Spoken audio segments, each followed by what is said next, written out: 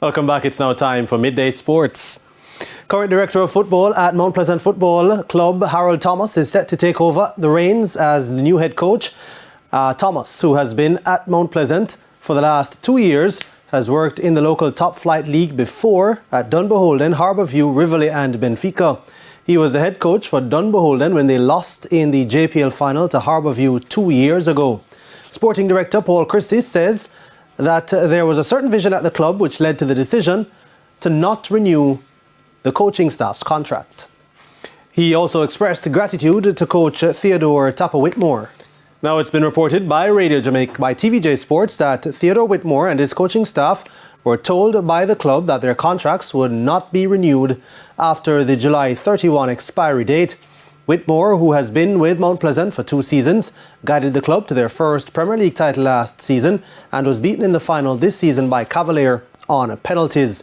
In reaching the Premier League final, Mount Pleasant secured an automatic spot in the new season of the CONCACAF Club Championship. They've won 18 of 26 matches in the regular season while losing 3 and drawing 5.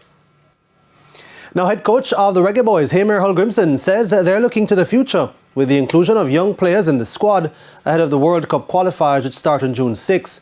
The likes of Kaheem Dixon, Adrian Reid Jr. are in the 25-man squad, and Hulgrimson says it was part of a strategic plan.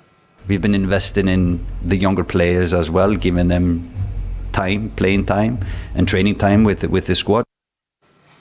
And the inclusion of the young players will make it easier for them to transition in a few years' time, according to Hulgrimson. It's for the future, it's for the next couple of years. If we give the younger players some experience, they will grow, hopefully.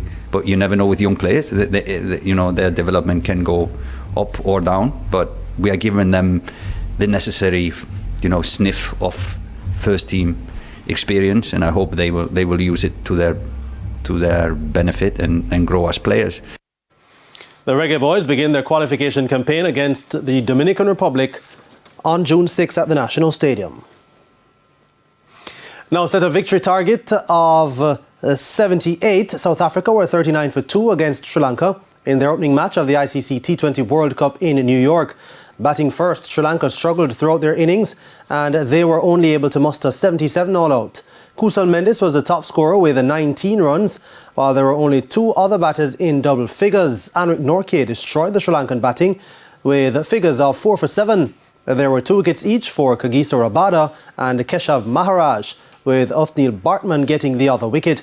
It took a super over to separate Oman and Namibia in the opening game at Kensington Oval in Barbados. That was yesterday. Now, batting first, Oman were dismissed for 109, with Khalid Kale top scoring with 34 against Ruben Trumpelman 4 for 21 and David Visa 3 for 28. In their run chase, Namibia were kept to 109 for 6 from their 20 overs. Jan Frinlik top scored with 45 and Miran Khan claimed 3 for 7. Namibia in their super over then posted 21 without loss thanks to Visa's 13 from 4 balls and Gerard Erasmus's 8 from 2 deliveries. Oman were then restricted to 10 for 1, handing Namibia an 11-run win. The World Cup, of course, continues today. And that's it for your midday sports report. Shamela? Thank you, Jordan. And that's the Midday News. I'm Shamela Pullen. Join us at 7 for Primetime News. On behalf of the news, sports and production teams, good afternoon.